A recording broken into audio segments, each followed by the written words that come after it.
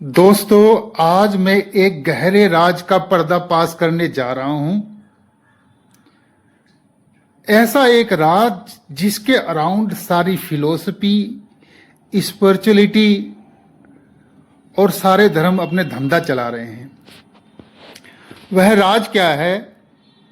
वह राज है कि जो हमारी कॉन्शियसनेस है, जो चेतना है, जो आत्मा है, वह कहां से आई, कैसे बनी, और क्या पहले चेतना आई और उसके बाद मनुष्य और दूसरे जीव सभी आए, या पहले मनुष्य था उसके बाद चेतना आई, या सभी जीव और चेतना दोनों एक साथ आई।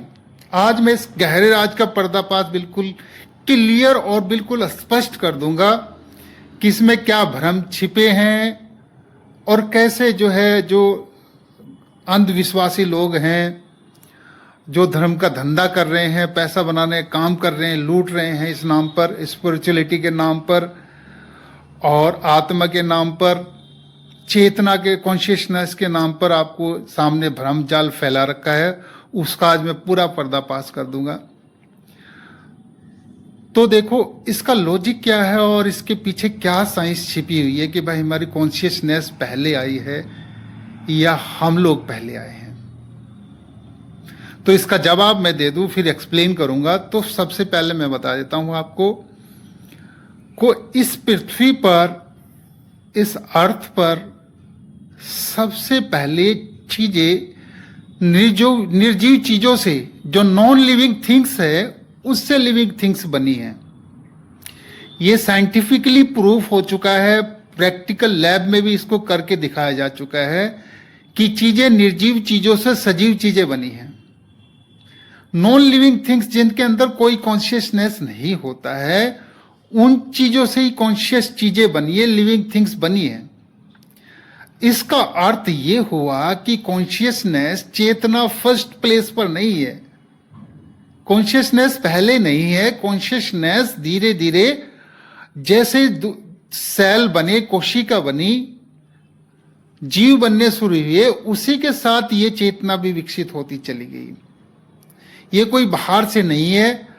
और ये स्पष्ट बात है कि पृथ्वी पर जितने भी जीव बने हैं, लिविंग थिंग्स है, वो नॉन लिविंग थिंग्स से ही मिलकर बने हैं।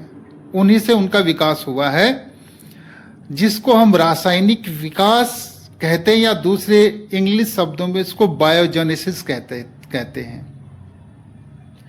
इस पृथ्वी पर जीवों का विकास, कॉन्शियसनेस का विकास कब शुरू हुआ, लिविंग नॉन लिविंग थिंग्स से लिविंग थिंग्स कब बनी, यह घटना लगभग 3.5 लाख वर्ष पहले, लगभग मोटा मोटी 4 लाख वर्ष पहले, 4 लाख अरब वर्ष पहले,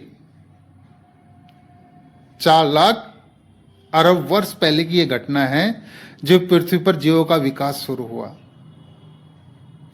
पहले इस पृथ्वी पर 4 मुख्य गैसें थीं: मीथेन, अमोनिया, हाइड्रोजन और वाटर वेपर, जल वाष्प, वाटर मतलब। ये 4 चीजें थी। तो ज्वालामुखी फटती थी, उससे प्रकाश निकलता था। प्रकाश का मतलब एनर्जी। और इसके अलावा सूर्य का भी प्रकाश पड़ता था इन 4 गैसों के ऊपर। तो इनमें, इस ऊर्जा में, उन 4 गैसों में, मीथेन में, अमोनिया में, हाइड्रोजन में और जलवाष्प में, इस ऊर्जा के साथ इसकी रासायनिक अभिक्रिया हुई। रासायनिक अभिक्रिया से क्या हुआ कि अमीनो एसिड्स और इसके अलावा और न्यूक्लियोटाइड्स, अमीनो एसिड्स और न्यूक्लियोटाइड्स, ये 2 चीजें बनी। इन चीजों के बनने के बाद आरएनए बना। आरएनए की खासियत क्या है कि ये हमारी जो सूचना है, हमारी बॉडी की जो सूचना है, वो इसको स्टोर करके रखने के अंदर उसकी कैपेसिटी है। इंफॉर्मेशन को स्टोर करके हमारी पूरी बॉडी के, इसके साथ साथ उसमें कॉपी बनाने के भी एक खास गुण होती है कि वो अपने जैसी बहुत सारी कॉपी बना सकता है आरएनए। तो अमीनो एसिड्स और न्यूक्लियोटाइड्स बनने के बाद आरएनए बना।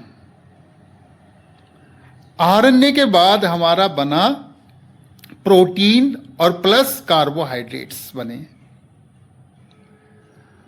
कार्बोहाइड्रेट्स, प्रोटीन और आरएनए बनने के बाद आपका डीएनए बना, क्योंकि डीएनए के अंदर सारी सूचनाओं को एकत्रित करने, और डीएनए से ही सेल बना, और सेल का मतलब है जीव बनना। कॉन्शियस चीजें बननी शुरू हो गई, जीव बनने, लिविंग थिंग्स बननी शुरू हो गई, जीवित चीजें बननी शुरू हो गई। तो पहले आपका फिजिकल चीज ही है, मतलब निर्जीव चीज है, फर्स्ट प्लेस पर कॉन्शियसनेस नहीं है। मैंने ये क्लियर किया, फर्स्ट प्लेस पे आपका फिजिकल चीज है, फिजिकल मैटर है, उससे ही आपकी लिविंग थिंग्स बनी है, कॉन्शियसनेस निकल के आई है। और इसको प्रैक्टिकली रूप में 1953 में मिलर यूरे प्रयोग जो हुआ था लैब के अंदर, मिलर ने, जो एक साइंटिस्ट थे, उन्होंने प्रैक्टिकली बाकायदा इसको करके दिखाया लैब के अंदर। 4 गैसें ली, अमोनिया, हाइड्रोजन, मीथेन और प्लस जल वाष्प, वाटर। इन 4 चीज़ों को लेकर उन पर लाइट डाली गई, तो उसने देखा लैब के अंदर इन्होंने अमीनो एसिड बना के दिखा दिया, और अमीनो एसिड बना तो फिर आरएनए बना और सारी चीज़ें बनी। तो ये इससे ये बिल्कुल सिद्ध हो गया कि निर्जीव चीज़ से सजीव चीज़ बन सकती है, कॉन्शियसनेस आ सकती है। और फिर आप सभी आगे जो डीएनए बना, डीएनए से पहले, डीएनए बनने के बाद पहली कोशिका बनी। जो हमारी पहली कोशिका बनी उसको हम प्रोटोसेल कहते हैं। दूसरा इसका नाम लूका भी है। पहली कोशिका बहुत ही सिंपल कोशिका थी, कॉम्प्लेक्स सेल नहीं था। धीरे धीरे उसमें विकास होते चला गया, फिर आपके जटिलताएं आती चली गई, कॉम्प्लेक्सिटी आती चली गई, और आपकी complex cell, multi cellular organism बनने का विकास हुआ। उसी क्रम में धीरे धीरे हम लोग बने, दूसरे जीव भी बने, और हम लोग बने तो हमारे अंदर ब्रेन का विकास धीरे धीरे करके हुआ। हम हमारे सोचने के थिंकिंग प्रोसेस ब्रेन के साथ ही आई है। ये कोई बाहर से आने वाली चीज नहीं है कॉन्शियसनेस, जिसके अराउंड सारी स्पिरिचुअलिटी, सारे धर्म आपको बेवकूफ बना रहे हैं। यह आपकी बॉडी के साथ ही भी इसका विकास हुआ है।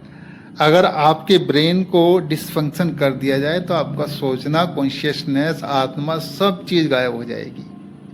इसका अर्थ ये हुआ कि आपका फिजिकली सिस्टम अगर खराब कर दिया जाए तो कॉन्शियसनेस कोई अलग चीज नहीं है।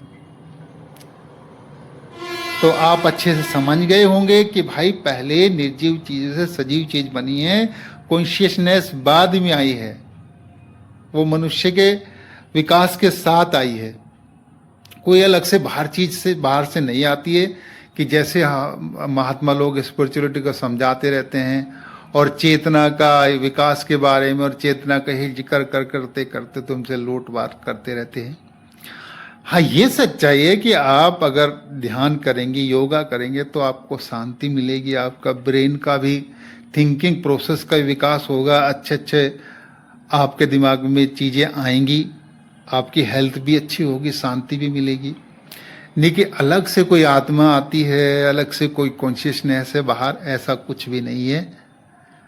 ये सब झूठ है, आपको लूटने का सब कुछ वो है। अचेतना के विकास से कॉन्शियसनेस के विकास का मतलब ये हो कि आपको ब्रेन डेवलप करना है, थिंकिंग प्रोसेस डेवलप करनी है, आपको विचार अच्छे करने हैं, मजबूत करना है अंदर से अपने आप को।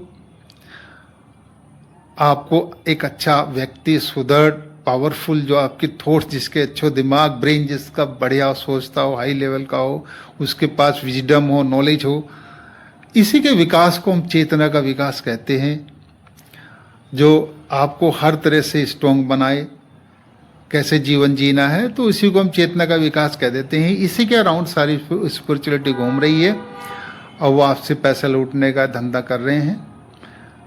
तो ये बिल्कुल क्लियर और स्पष्ट मैंने कर दिया कि चेतना कोई फर्स्ट प्लेस पर नहीं है। फर्स्ट प्लेस पे फिजिकल चीज़ है, फिजिकल बॉडी है, और जैसे जैसे निर्जीव चीज़ से सजीव चीज़ बनी है तो चेतना का विकास भी होता चला गया है। ये कोई अलग से चीज़ नहीं है।